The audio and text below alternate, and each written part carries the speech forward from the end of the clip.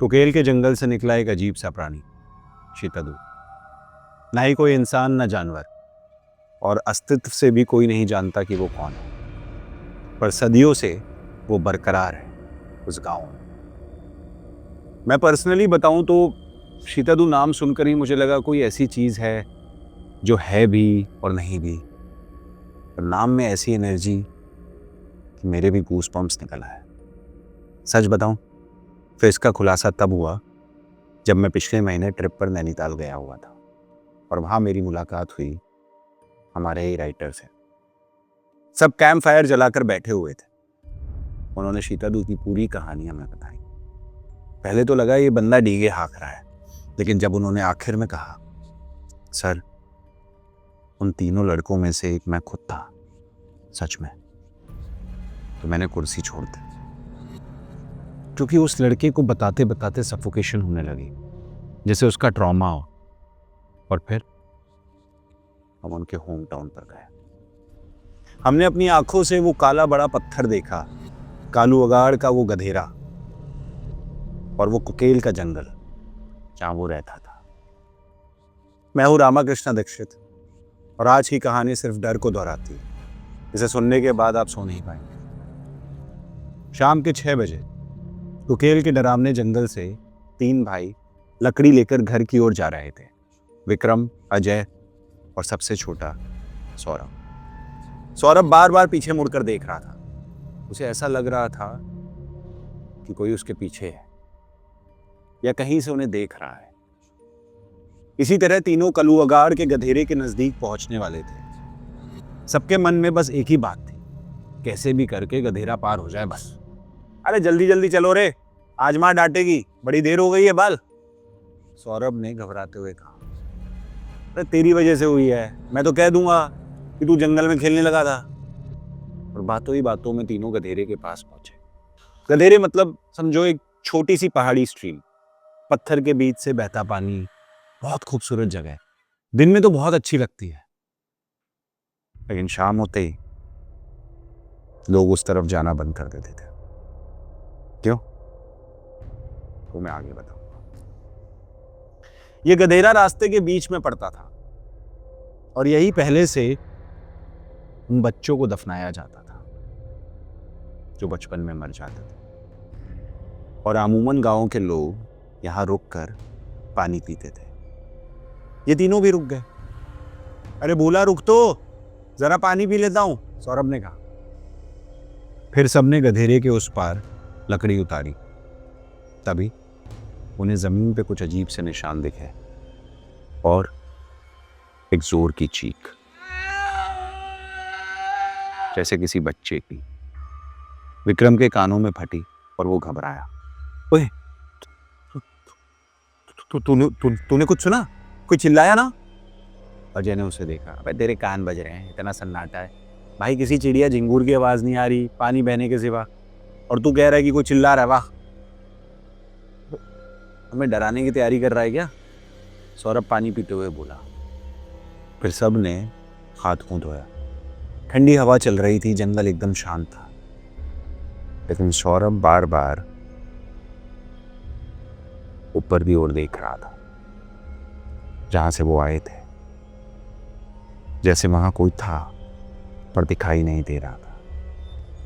लेकिन कभी कभी शांति भी डरा देती है ना? और जंगल जैसी जगह तो फिर भी वहां जानवरों की आवाजें, इसे माना तो लाजमी है, लेकिन उस समय सब शांत था, जैसे कुछ रुक गया हो किसी के लिए।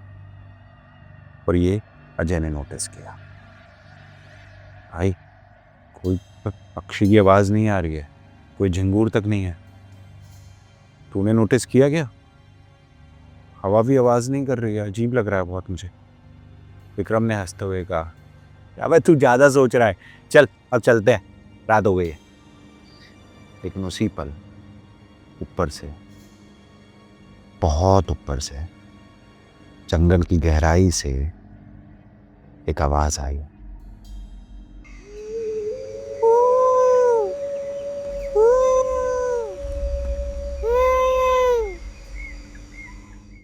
बस 3 बार।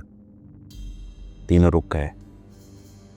और ये कोई कोयल नहीं थी, ये बहुत बहुत अलग आवाज था। तभी सौरभ ने विक्रम की तरफ देखा। भाई भाई ये आवाज सुनी? अबे कोई जानवर होगा, चल। लेकिन सौरभ को मजाक सूझा। बचपन से थोड़ा नटखट था वो। उसने सोचा, अरे कोई होगा यार, मैं भी रिस्पॉन्स कर देता हूं ना, है? सौरभ ने मुंह पे हाथ रखकर जोर से सेम आवाज निकाली।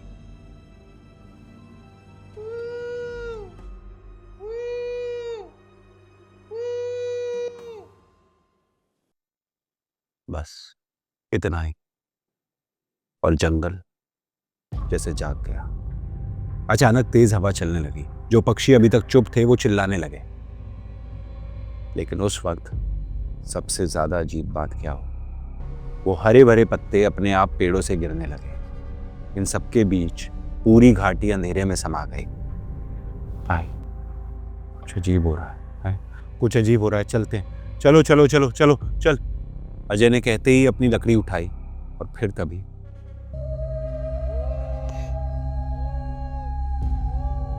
पेड़ों के बीच से वो आवाज फिर से आई। सौरभ को जैसे सुर लग गया हो। वो भी वही सेम ही आवाज वैसे ही करने लगा, और बार बार बार बार बार बार करने लगा। पता है, सौरभ ने जब हमें ये बात बताई तो उसने बताया उस वक्त वो जैसे उस आवाज का गुलाम हो गया था। वो उसके कदमों को रोक रही थी। उसने कहा कि वो अपने आप कर रहा था ये सब। खैर, कहानी में वापस आते हैं। अगले ही सेकंड क्या हुआ, ऊपर से बहुत तेज आवाज आई, जैसे कोई बहुत तेजी से बड़े बड़े पेड़ों से भागते हुए आ रहा हो। धम धम धम धम। विक्रम ने ऊपर देखा और उसके चेहरे का रंग उड़ गया हो। एक काली सूखी लंबी चीज, पूरी तरह से काली, लाल आंखें, और तन पर औरतों का एक काला पेटीकोट, पैर जैसे किसी मछली के पंख जैसे, और नाक बहुत लंबी, बहुत पतली, हड्डियों जैसी। वो उनकी तरफ बढ़ रहा था, पूरा 12 फीट लंबा। अजय चिल्ला उठा, भागो, शीता दुए, भाग भाग भाग। तीनों भाई भागे जान बचाने के लिए। लकड़ी की गठरी वहीं फेंकी। अजय सबसे पीछे था, तेज नहीं भाग पा रहा था। तभी उसका पैर एक पत्थर से लगा और वो गिर गया। भाई भाई भाई बचाओ, भाई रुको यार, मेरा पैर नीचे गिर गया भाई। विक्रम और सौरभ पीछे मुड़ना चाहते थे, लेकिन उनके पैर नहीं रुके। डर, असली डर, जिसमें तुम्हारा दिमाग काम करना बंद कर देता है। और वो तो वैसे भी बच्चे थे। यार रुको भाई, मेरे लिए भाई, मेरा पैर, भाई रुक जाओ। अजय चिल्लाया। उसका पैर मुड़ चुका था, वो रो रहा था। शीतादू उसके सामने लगभग आसपास पास ही पहुंच चुका था, लेकिन वो दोनों रुके नहीं, भागते रहे गांव तक। जब वो एक बड़े पेड़ को क्रॉस कर गए और पीछे मुड़कर देखा तो वहां कोई नहीं था, ना अजय ना शीतादू, सन्नाटा केवल। और अजय, उसका क्या हुआ? लेकिन पता है, वो शीतादू उनके पीछे गांव तक क्यों नहीं आया? क्योंकि उसकी सीमा केवल उस पेड़ तक थी। गांव वालों ने ही हमें बताया था कि उसे जंजीरों से बांधा गया है, और जंजीरें केवल उस पेड़ तक लंबी। कहा जाता है पूरा जंगल उसका है, बस जंगल। एनीवेज, जो भी है, जब वो दोनों घर पहुंचे, सांसें फूल रही थी, आंखों में डर था, उनका बदन कांप रहा था। गांव के लोग इकट्ठा हो गए। सबने पूछना शुरू किया, अजय कहाँ है? अजय कहाँ है? विक्रम ने रोते हुए बताया, शीतादू ने उसको पकड़ लिया, शीतादू।